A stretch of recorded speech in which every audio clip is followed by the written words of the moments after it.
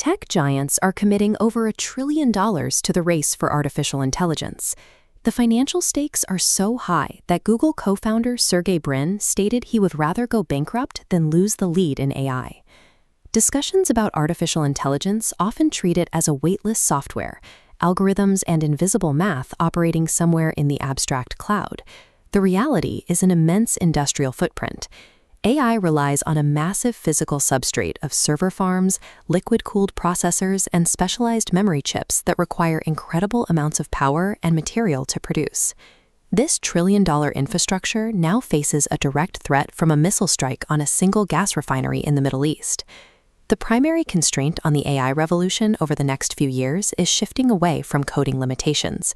It is now a matter of a fragile physical supply chain that is actively breaking down. The damaged Ras Laffan complex in Qatar serves as a global energy hub, but its most critical export for the semiconductor industry is helium. This single plant produces approximately 1/3 of the entire world's supply. Transporting this element is a race against physics. Inside a specialized ISO shipping container, liquid helium will naturally boil off and vaporize in roughly 48 days.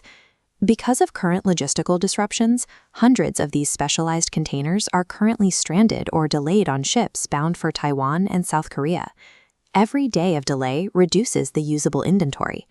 For the chip manufacturers waiting on these shipments, their most essential raw material is quite literally evaporating. It seems strange that our most advanced technology depends on the gas used for party balloons. However, in the world of high-end chip fabrication, helium has zero chemical substitutes. During plasma etching, transistors are carved into silicon wafers. Fabs blow ultra-pure helium over the wafer to pull heat away and prevent warping. As the smallest known element, helium is also the only substance capable of detecting microscopic leaks in these protective vacuum chambers. The demand is only increasing. The newest generation of AI hardware, like high-bandwidth memory chips, require exponentially more helium per wafer. Advanced manufacturing hits a wall without a reliable flow of helium at 99.9999% purity. Without it, the physical construction of the AI future stops. Helium extraction is inextricably tied to the production of liquid natural gas. It is collected as a byproduct during the cryogenic distillation of the fuel. This links the chemical shortage to a regional energy crisis. East Asian chip hubs are heavily dependent on these imports. Taiwan currently gets 97% of its energy from abroad, maintaining only an 11-day natural gas reserve. Even if factories ration their specialty gases to stay open, the price of energy required to run these massive industrial complexes is rapidly climbing. The Qatar shutdown creates a dual stranglehold on Asian manufacturing, simultaneously removing the chemical needed to print the chips and the affordable power needed to run the plants.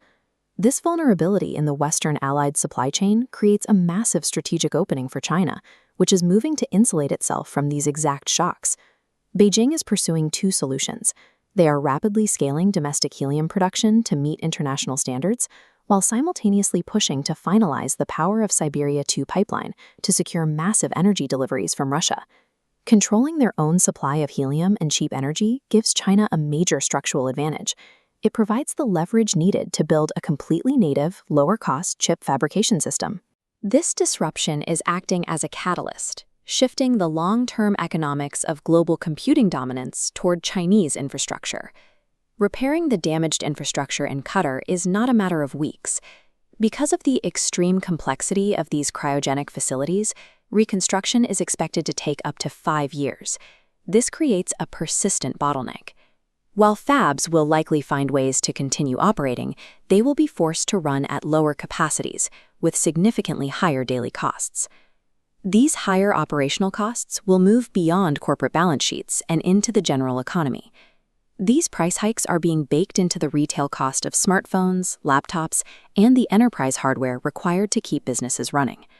The era of assumed infinite cheap compute scaling is facing a significant physical wall.